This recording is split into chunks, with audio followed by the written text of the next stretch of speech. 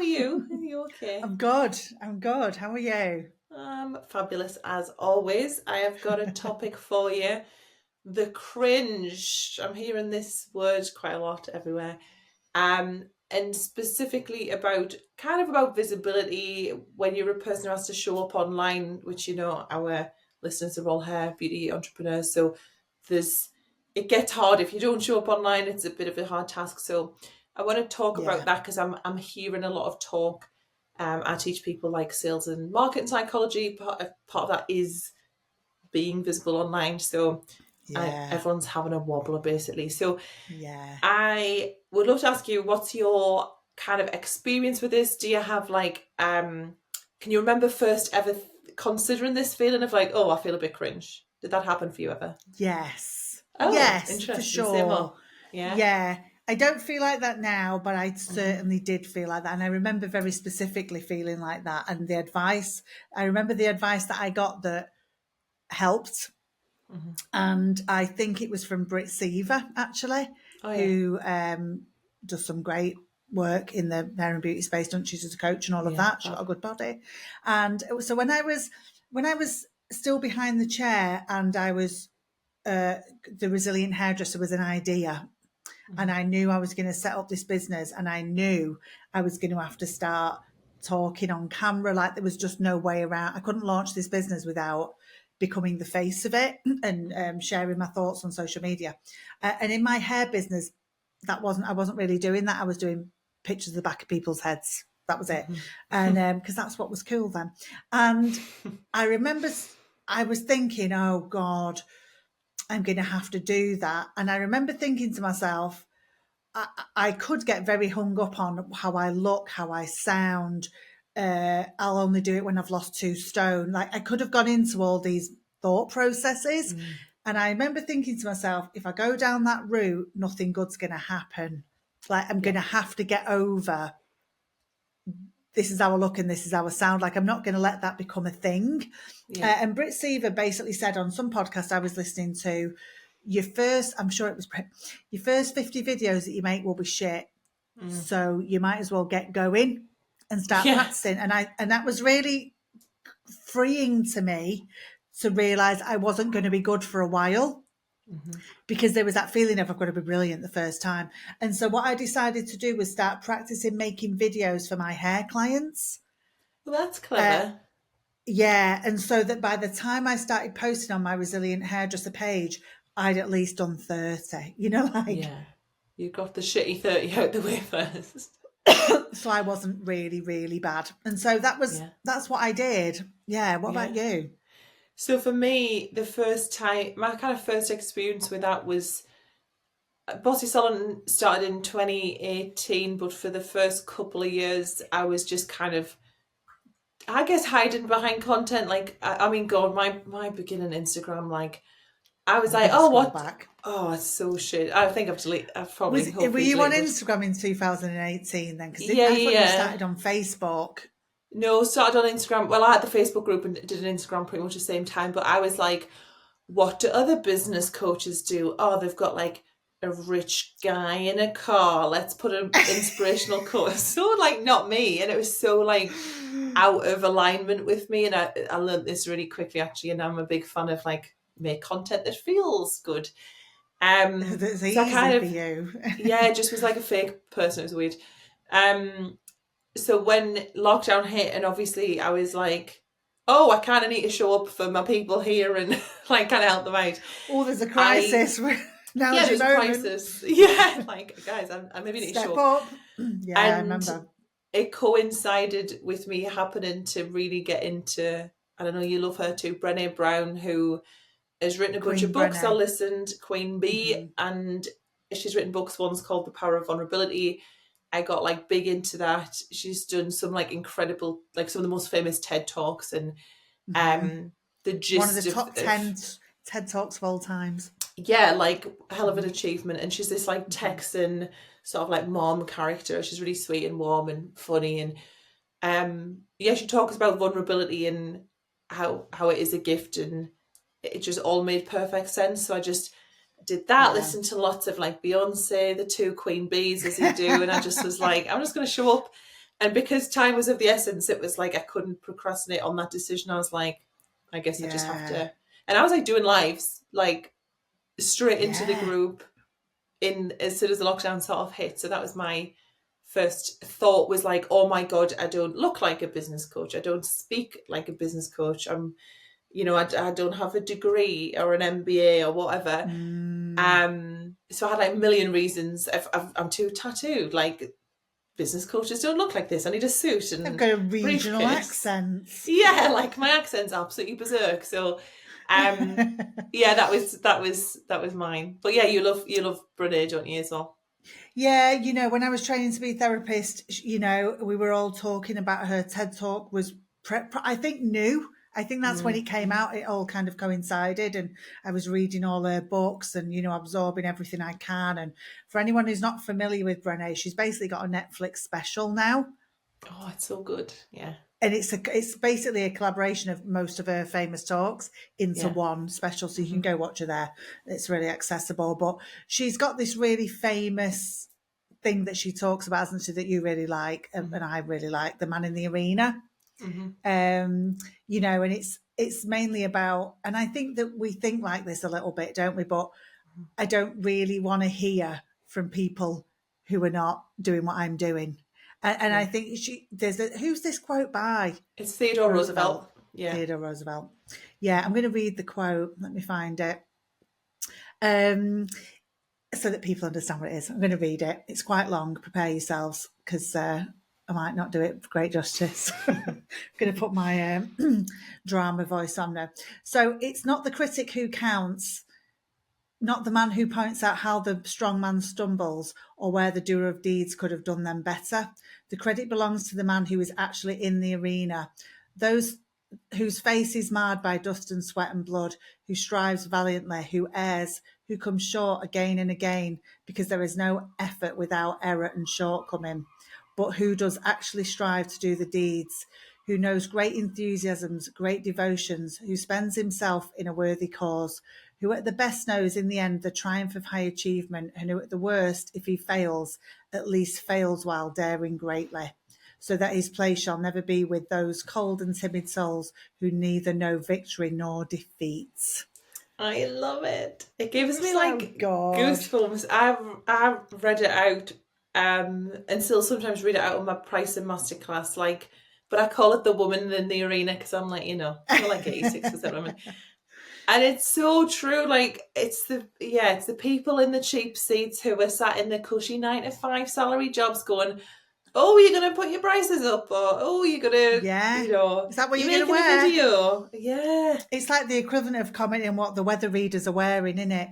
That's like a sport in the UK. But, Yeah. there's also just another quick version of saying this, is that critics don't get awards, Yeah. There's no, I think that's the quick version of this, isn't it? It's impressive to be in the arena doing the thing. There's no prizes for sitting around behind your screen going, look at the state of her, who does she think she is? None of that matters, does it? No, And it really so doesn't. we love this speech, don't we? We love it. It's my fave. I wish there was a one sentence version, but I feel like you need the full thing to give it the welly it deserves. You can't cut it down, can you? It's my fave.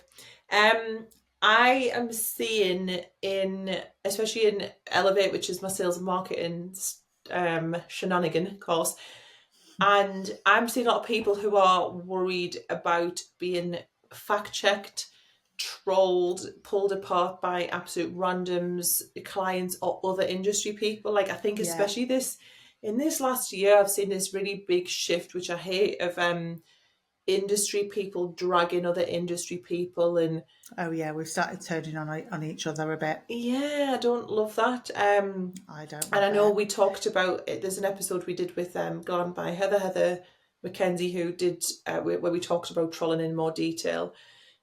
So I'm seeing this worry of, like, there's the cringe, but there's also the, like, it's about getting judged, isn't it? It's about, what if someone judges me and says something to me? Yeah.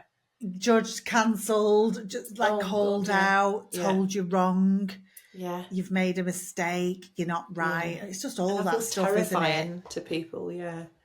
Or someone just writing something awful, like, Your hair's a mess. Yeah, shit. You shouldn't be doing hair with that hair. Didn't you get that though? Oh, yeah. Oh my God. Your yellow hair was popular, wasn't it? That one. My yellow hair ad. It's so funny because my Facebook ads do so well that we just like run them, and there's ones from 2020 still running, so you can see all the different evolutions of me and how I looked. And there's the one with the shaved Chelsea Skinner that's yellow, and a beauty therapist was like, "I can't even listen to you. I can't even hear you because of that hair." I was like, "You need a doctor, ma'am." That was. I mean, I had, as I said in the troll, I had the Daily Mail comments. Like, I've had me. I know, you've really had that, yeah. But you need to, everyone, if you're interested in trolling, go back to the episode. I can't remember what number it is with Heather Mackenzie, though. It's a great episode where her and Maddie talk about all their trolling. But essentially, I think this, and I know you think this because we talk about it a lot. I don't really like taking advice or listening even to the opinion of someone who's not doing what I do. Same. So I like your opinion. And I'm interested in Viv's and Emma's, other online educators in my industry. But like, you know, my friends who are working in insurance or teachers, you know, well, they're not giving me my opinion. They're not giving me opinions, to be fair. But I think unless you're stood in my shoes doing what I do, you can't understand why I'm doing what I'm doing sometimes. Yeah, that's it. And it's like if they're not, again, like Man in the Arena style, like if they're not prepared to do what's required to get to the stage that we're at, I don't want to hear it. Like, I don't want to hear a judgment or a criticism, constructive or otherwise, on how they would do things when they haven't doing or it. wouldn't do it. And and I've had my fair share of those as well, like family. Not so much my friends have businesses, but I've had family members give some wild hot takes about how to run businesses or how to show up online or how to show up. My favourite one is my mum telling me, am I going to start dressing more smartly now? When my business started taking off, she was like, are you going to start dressing more smartly? And I was like, what? Well, one, thanks, Mum. I need to get that suit and that car that, you were interested in at the beginning. Rent the Lambo for a couple of hours. Start wearing a trouser suit. Well, people like you now, but when you're older, they won't like an older coach. And I was like, do you know, they'll all age as well. Yeah. So like they'll still, if they're my age now, they'll be my age when I'm 40, 50, 60. But also loads of my coaching clients are actually much older or much younger than me. So I don't really think that. It was just, and I thought, what a bizarre take to have. Don't make hay while the sun shines, because no one likes an old coach. It's like, okay, cool. Spoken by someone who's never had a coach. Never coached or been coached today in their life. Never thought about what goes into hiring one. No, just a very weird, unhelpful criticism. I was like, thank you, I'm going to file that one in the bin. What I believe to be true, and I'd like to hear, I guess, your opinion as a qualified therapist, or what the trend I see is that people, what they tend to criticise other people for, the flaw that they'll point out is like a thing that actually they are maybe a bit anxious of themselves. So it's like, she loves herself. Either something they don't like about themselves or something that they wish they had. So like, if I would maybe feel secondhand cringe if I saw someone doing a TikTok dance in an airport. I'd be like, whoa. And then you go to LA, you see lots and lots of this. Everyone's doing. I saw a girl do about 20 walks into the same cafe with a videographer to get some content. And I was like watching, and there was definitely a part of me that was like, what? Like, what's going on? But when I reflected, I was like, I wish I was so confident and give so little hex that I could create content, that I could create content to the level of like, I don't care who's watching me, because ultimately this achieves the goal of, I'm sure she makes tons of money. And 20 times. I'm sure she got a meal for free. I'm not sure I'm doing it 20 times. I just be like, it's fine. It's fine. Yeah, I think there is something, there's something that you think about, like, sometimes when you're in therapy, like if you get quite obsessed with someone, you're like, and they're like this and they're like this, you start going, it's a bit like, moaning about them is sometimes something that you can be insecure about yourself Totally, yeah. or worried about yourself. Like, I'm worried people see me like that, or that they would. Things like that. Or like you say, something that you want that they've got. Yeah. And so you just slag it off instead. Yeah, it's All of easier that to sort of go. stuff is for sure true. She thinks she's mint. I'm like, well, She we're not thinks meant to she's think all we're that.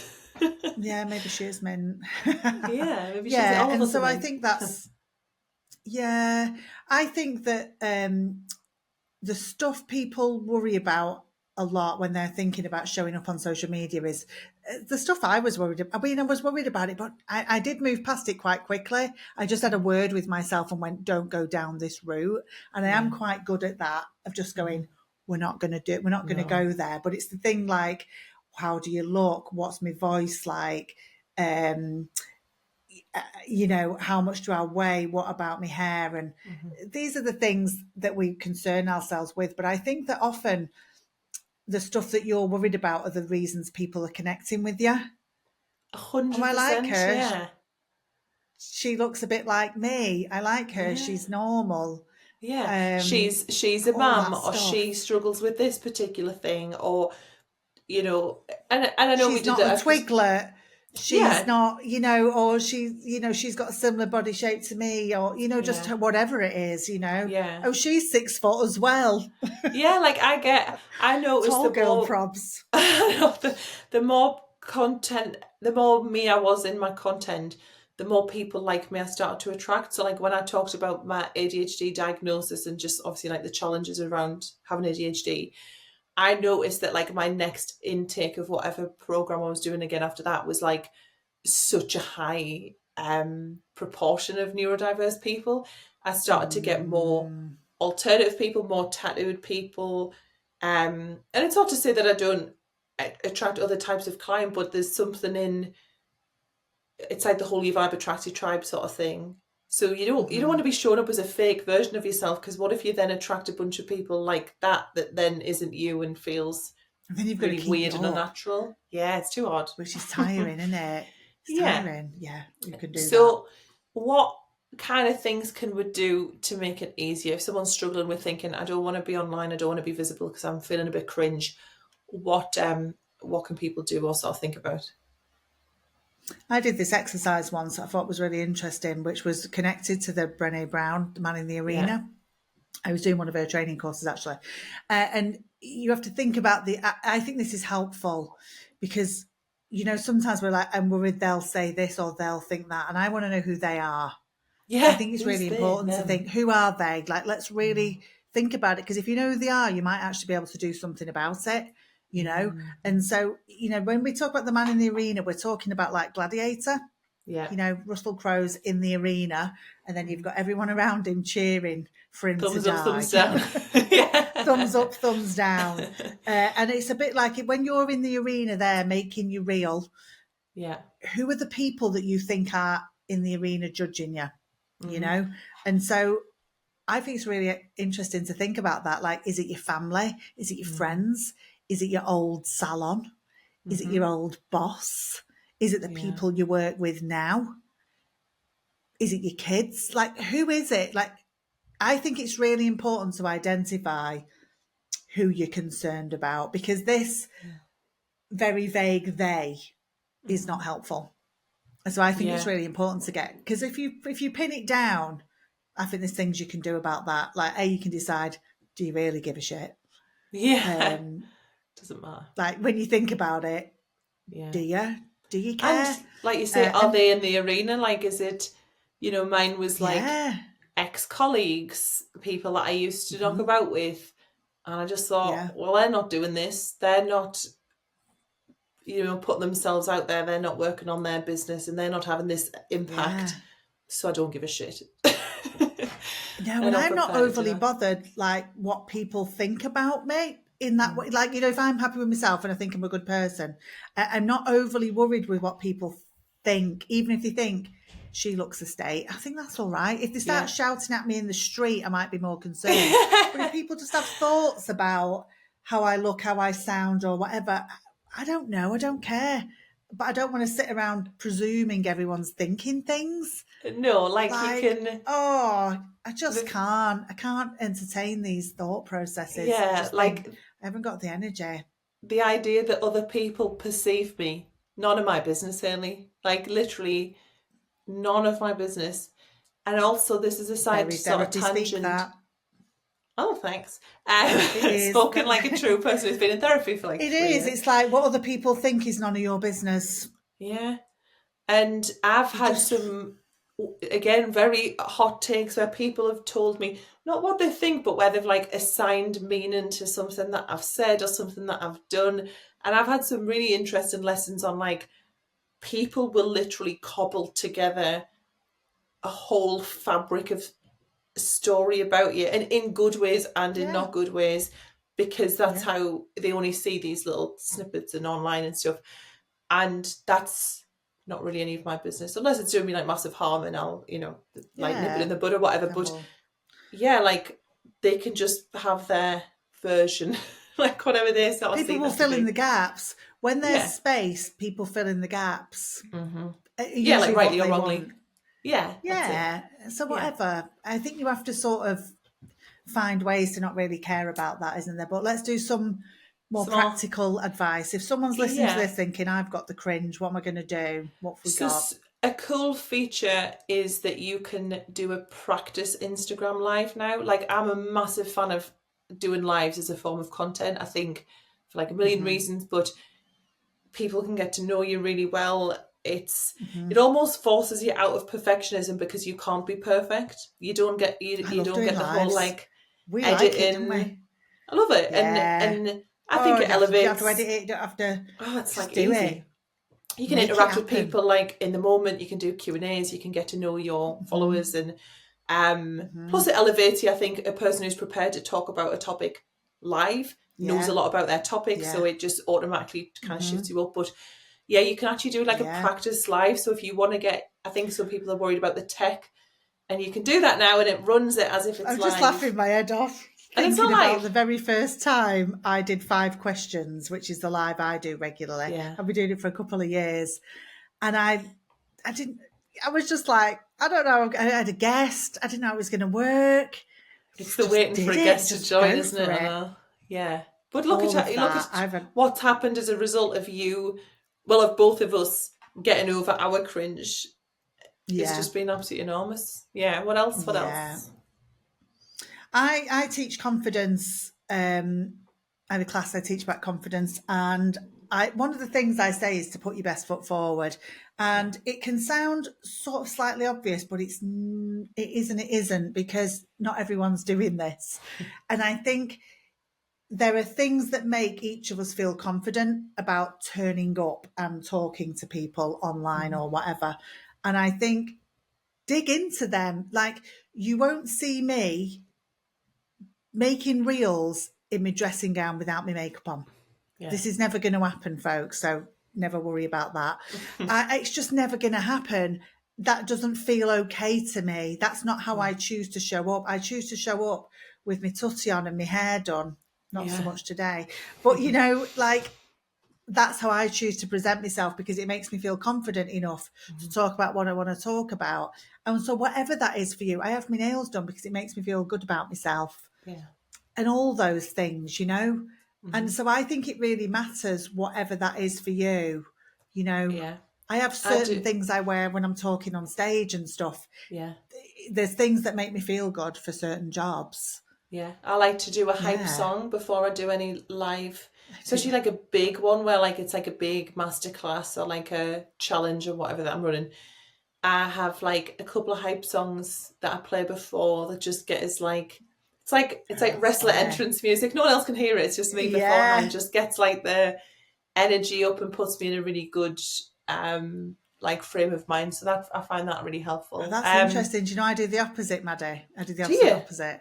Yeah, I need You like just five sit minutes of quiet. quiet. Oh no, I Yeah, I need need to like just, music to last I have second. to gather my brain. The ADHD brain runs Yeah, off. yeah. I have to sort of gather it all and get it Mm, all in so that I feel like I'm on my shit, is the best way I can yeah, describe it. that's interesting. And so if I had a tune on, all my brain would be running away. And so I Yeah. do it when I'm doing lives, when I'm talking on stage. I have to have a minute to myself. Yeah. If people were asking me questions before I went on stage, I'd get on in a fluster. So I have to sort of gather myself. Yeah, funny, isn't it? That's really funny. Put your best foot forward, folks. But I make sure I get that 5 minutes. Let's not even that's 5. it. 2 will do. Yeah, 2 will do. Fine. But yeah, you've got to make sure you get what you need to show up. Exactly this. You can also, back to your point about like who are you actually worried about, you can hide stuff from people. You can, I mean, if you want to go whole hog, just block the lot of them if they're proper arseholes. But if you don't, you can just hide things so that particular thing doesn't get shown to that particular person. You can do like close friends on Instagram. So you can like, I think that's a really nice place to practice with like your great regulars or your actual mates, or just so you can kind of just gauge a little reaction from like the safest group of people, and then go, right, I'm going to put this out to and to this is in else. Stories, isn't it? I think you can, as far as I'm aware, you can only hide content in your stories. I don't think you can do it on I'd your have grid. to look. I'm not sure if you can on the grid. I mean, I just block people, Haley. You know me. I don't mess about. I'm just like, if I don't want you in my life, I just don't care. I let them watch. I can't give a shit. Yeah. But I think Stories is a good way to practice, isn't it, as well? If you're going great. live in your stories, or if they're only there 24 hours, you can take it down. Easy breezy. Doesn't matter. So I think there's ways you can be practicing. So to your, what do you call it? What are they called? Your favourites? Close friends. What do you call it? Close friends. If you're doing close friends in your stories, that's easy, isn't it? Yeah. Easy to practice, I think, for sure. I think what I had to do when I decided I was going to run this business and I had to show up, the reason I got over it quite quickly was I realised this could become a massive obstacle to me running this business. And I just thought, I'm not entertaining this thought process.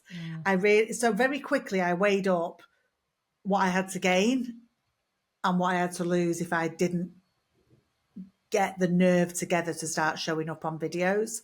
And it was just a no-brainer to me. Like, mine and your businesses don't work if we don't show up on social media talking to camera. It just doesn't work, does it? Simple as that, You know, if you're going to be an educator and you want to teach classes, or if you want to promote your salon, whatever you're doing, if you're going to show... I just realised, and I thought, I'm not going to make this a big thing. Yeah, like I'm going to put this I can talk to myself like that, though, sometimes. It's a gift. We'll have the little. It's also 6 years of therapy, Maddie. Yeah, that'll do it. Buckets of therapy. Yeah, I do the same, and what helped me, especially like with the work I was doing and where it was in 2020, like I kind of had this thought of like, my feelings are actually not important in this because the message is so much more important, and like giving meaning to what that content did, especially the stuff around pricing and going live and helping people navigate the lockdowns and the returns and everything. I was like, almost like kind of the higher self me was like, I don't give a shit if you're nervous because you have been given this, that is your job to share with people, and to like, almost like a purpose type thing, and making it bigger than me. That I was like, do you know what? It's not even up to me anymore. like I'm a just get the information out there. It doesn't matter if it's pretty. Just get the information out there. And when I saw the impact, I was like, the worst thing I could have done was have kept that to myself, and that would have been like and it's not to big ourselves. Well, it is to big ourselves up because our work is really good and we should. But it was like realizing the impact that we have on our followers, and I think everyone has this to share with their followers. You're doing a disservice to people by not sharing that message or that gift or whatever you want to, how woo you are, whatever you want to call it. Teaching them how to use that styling product, Well, it is, it's like that could it's be, helpful. honestly, like it is helpful, it's good for like, your business, it's helpful. I love stuff like that. And showing up as yourself, and you getting through that cringe visibly gives so much, like, it helps other people so much because they see themselves in you and go, oh, well, she's able to do videos, and I'm a regional accented 6 foot person with tattoos. So like, if she can do it, I can do it. I'm a regional accented 5 foot person. There's someone for everyone, Hayley. But yeah, it's like people, it's more even than just the thing that the actual thing that you're doing is what I'm trying to say. And like for various different reasons, people will see that and it will help them in one way, shape, or form. And I think like think of other people that you love. Think of the content that you are consuming, i.e. right this second you're listening to a podcast, presumably because you like me and Hayley. We had to do this. Like we had to get over our cringe. You know, doing your first podcast, cringe. You know, doing the first lives that we did together, cringe. The first time, you know, we've spoken together, like we had to do it. And every other person that you like to consume the content of will have felt massively cringe the first time they created that. So it gets to a point where you get good enough that it's good and other people like it. Do the first 50. I think, you know, again, like one of the ways we do a podcast together for a reason though as well, don't we? A, it's fun. B, it holds us accountable. But it gets done. It gets done. But also it's kind of, there's something easier for us showing up in this way, in a conversational way, isn't there? Yeah, like this is us putting our best foot forward. Finding the format and the method that feels better to you. Like if the thought of doing a live or a podcast fills you with dread, but you could do a quick story or a voiceover just to start off with and then build that confidence. It's like finding that nice little next step. Yeah, I think one of the reasons I did 5 questions as one of the very first lives I ever did was because I was talking to someone, and so it felt structured to me. It felt like I wouldn't go off on lose my thread. It was like there's a structure to 5 questions. I asked the same 5 questions to everyone. That made me feel really comfortable in the early days, that I knew where it was going and my guests knew where it was going. You know, so things like that was really helpful to me. Now I just show up on 5 questions and think, oh, we'll see how this goes. You know, I'm not nervous about it, but you know, I was in the beginning. Of course I was nervous. That's why my first couple of guests were my friends. There's reasons, you know, like there's things strategy. That I did. I think one of the big things to remember, and this is something I really learned as a therapy client about life as well, but it's definitely applicable to this, is no one's really paying that much attention to what you're doing, and they don't really give a shit. Like no one really cares. Even if they have a fleeting thought of what's she doing, they don't think it for days. Even if someone has a fleeting thought of, I don't like that, it literally was replaced by another thought. Moments later, people are like, I'm in the Hayley show, you're in the Maddie show. I'm, you know, we're all quite focused on us, and we think everyone else is, and they're not. And I remember just learning that as a general life thing was freeing to me. People are not sitting around thinking about me that much. I know. A couple are, which is lovely. But, you know, not everyone who watches my reels are thinking about me for hours thinking, what was she thinking with that lipstick? You know, like, can you imagine? I don't know if you've seen there's like a meme format where it's like a cartoon. It's like 2 guys sat on a bus and one's looking out one window and it's like hell, and one's looking out another window and it's all like shiny trees and stuff. And they're thinking the same thing. And it's like no one cares. So it's like, oh no one cares. And then the guy's like, no one cares. And I'm like so the happy guy where I'm like, the nicest, the most freeing thing is that like no one gives a shit. And that's such a cool thing. Yeah. They're not. Even if they have a passing thought that you're not doing a brilliant job, it's a thought, you'll never know about it. And if we sit around thinking we can guess what everyone's thinking, it's very, very dangerous territory to go into. Because very dangerous. Yeah. So I just very much don't entertain that sort of thing. And I think like I've got a stat for you from a marketing brain. Apparently you see over 10,000 pieces of content per day, like ads and bits of marketing and stuff, which makes sense if you think like everything on TV, everything that you know, radio, all the pop-up ads everywhere. Obviously it's probably different if you like don't have a smartphone, but do you honestly think that out of the 10,000 things people have seen a day, they're going to pull out that one that you did and go, oh my God, what was she thinking? Exactly like you say. Like, I mean, I've watched a load of reels this morning already and I can't remember any of them. Couldn't tell you. Could Dunno. not tell you any of them. Don't even know if I've seen one of yours. Not sure. Might have done. Who knows? God knows. Like, What day is it's it? in my brain for a minute. You know, if that, like, they're in my brain for a minute. Then it just drops out. And then it just goes. It's that's the thing is, though, isn't it? Content consuming, even ads, but just general information is very fast-paced now, much more fast-paced than it was. And the choice is massive. Chip paper, so people move on very quick. There's one other thing that I know that you do the same as me that I think might be interesting for people to know. We don't really watch anything back. I have never listened to this podcast. Sorry. I haven't. I don't watch my lives back. Never. I'll watch it for like researchers in, not research, but just to go, oh, that worked well, or how I said that really resonated, or I got a lot of engagement at this point, which means the messaging was key. Like, I'll look at it from like an objective marketing perspective, but I never ever look at it and go, oh my God, my hair looked weird, or my eye did a thing. Oh God, like, my voice I couldn't even funny. care. I've never listened to this podcast. I didn't think that would be a thing. Like, when we first started it, I thought I'd listened to the first episode when it came out, but I just didn't. We skipped it to listen to where we listened to the ads, do you remember? And the jingle. Just to make sure how did it sound. But I don't know what our jingle sounds like. I couldn't describe it to you. Sorry. I feel like I might go and listen to an episode now, you know, just out of interest. This is great. But you know, if I listened to it, I'd be listening for the other stuff. I wouldn't be listening to us. I'd be listening to, how seamless is the jingle edit into the ad into the thing. Yeah, you know, all that sort of stuff. I don't care. I just think if people are listening and we get really nice messages every day, great. Does its job. That'll do. And the people who don't like it don't message me, so that's nice. But I don't listen to anything. I teach live in my membership once a month. I never watch that back. I watch my reels. I make daft reels. I make more daft reels than you. You don't really make daft reels, do you? Oh, you love a daft reel, don't you? Yeah. I make daft reels, you know, going to entertain the mental health folk. You're going to try and lighten it. But so I rewatch them because I edit them. So I watch myself being silly a lot. That's good. But I'm quite numb to it now.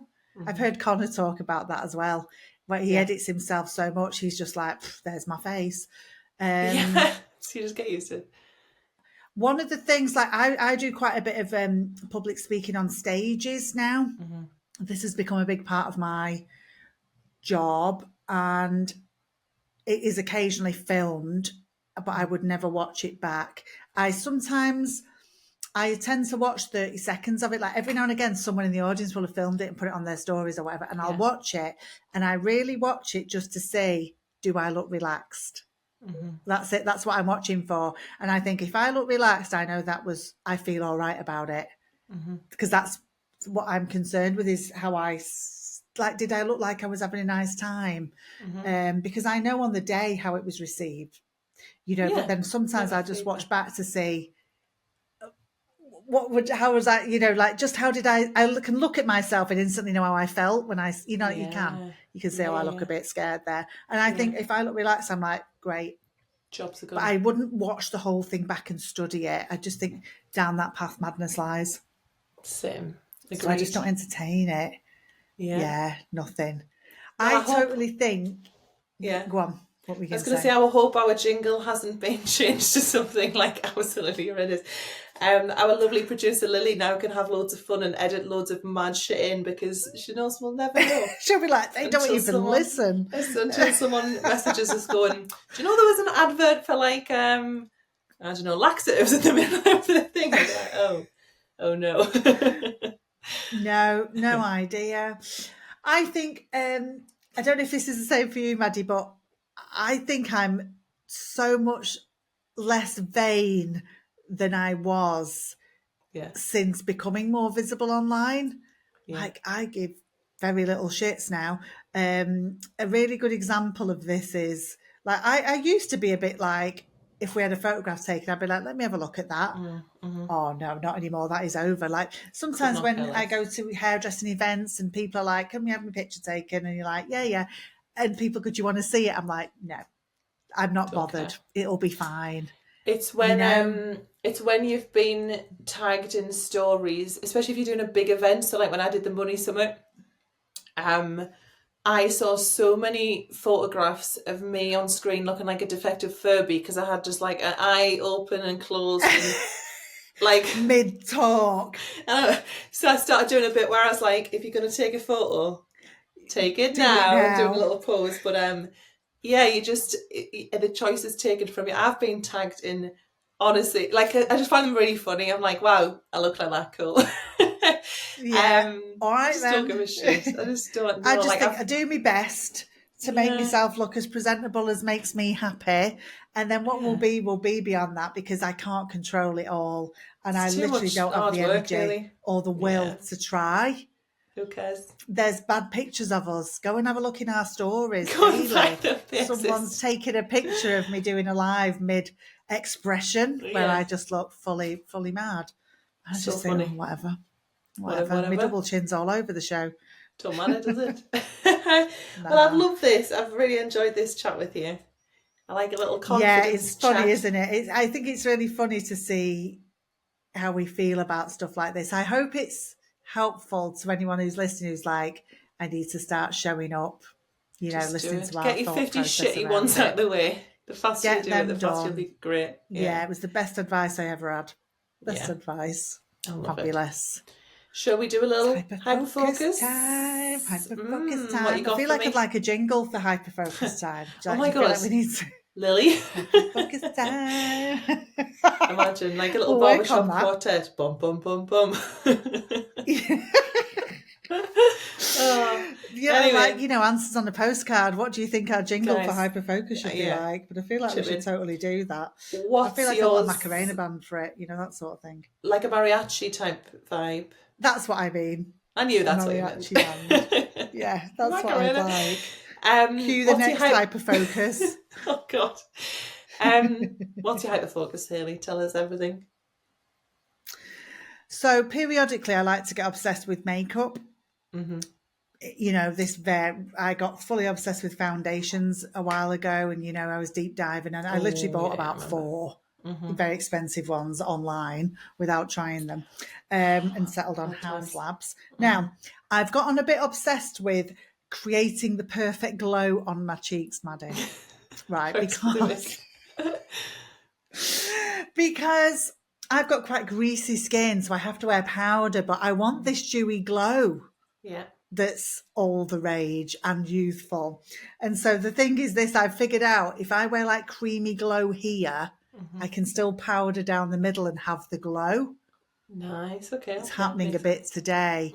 So I've got obsessed with this. And so there's the woman I'm also obsessed with, Erica Taylor, who's on TikTok and Instagram. She does makeup for like over 40s. She's brilliant. She's got ADHD. She's American. She's fabulous.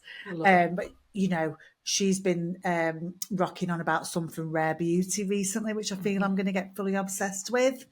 But there's a Sephora opposite the L'Oreal Academy. So next time I'm down, I'm going to hit it. Oh, nice. But generally, I'm obsessed with dewy, glowy blushes and bronzers. So I've got a really cheap one at the minute from Revolution, which is brilliant. I've got a recommendation. I love Revolution makeup. What have you got? I'm going to make a rustling. I'm doing lots of ASMR. I'm going to make a rustling because it's actually here. So I can't remember where, because I was on the same mission. I was like, I don't want something. I think Caroline Hiron said, you'll be matte when you're dead. So I thought, oh my God, I better not be matte in the face, because before I know, and it's very difficult because I've got quite greasy skin, and so there's a difference between a glow and a grease slick. So I've got these. I'm going to hold them up to the camera, influencer style. Get over the cringe. Charlotte Tilbury, beautiful skin, really nice. And this is amazing. So is that a foundation? It's like a bronzer type. Is it like cream? A creamy type one, but that in whatever, it's like sun-kissed glow bronzer in fair pale. Honestly, just so nice, so nice. So I would highly recommend. I've also got my eye on Chanel's cream blonde bronzer. Oh, she's fancy. I don't know what it's called. It's in a big pot. It's like quite a big pot, but I remember one of my clients years ago used to wear it, and I thought it's nice that. Great. So it's all about glowy cheek area. Nice, bronzy blushes. Summer vibes. Anyone wants to send me recommendations? I like to bounce between very cheap to very expensive. I love it. It's just like so I'm on the Revolution, which is like £6, to the Chanel, which is about 46. Yeah. I'm waiting until I go to an airport, Maddie, and I'm going to buy the Well, Chanel I'm always at an airport, so if you need anything picking up, you just let next me time know you're and in I'll an get you a airport, little you hustle. can get me one. I think my best mate's going to be in an airport soon, so she's going to get some, me and her get some one. stuff. I think that's why I got mine. So actually. that's it. My obsession is glowy cheeks. What's yours? Mine is, again, it's a purchase, and it's you know that I love my elevated loungewear. You know, I love a soft fabric. I've got a weird sensory thing. I can't have scratchiness. I love like the softest of the soft. Skims. Oh my god. So I've got the Skims, you know, the long dress, which I wore to Creative Head Awards, and I actually had to Google beforehand. Is that Skims dress? Yeah, I had to Google, can you wear this outside? Because I was like, I actually think this might technically be pyjamas, but I was like, I didn't know that was a Skims dress. Who gives a shit? So I had that and I had my harness on and my Gucci loafers, and I felt like pure baller. And it's honestly like the most, it's like a feat of science. Like you put it on and you look like you don't actually look. It's insane. And whenever I've been in the States, because they have them in like Nordstrom's and stuff, but they never have stuff in, like everything's out of stock in the physical shop, but I love to touch everything.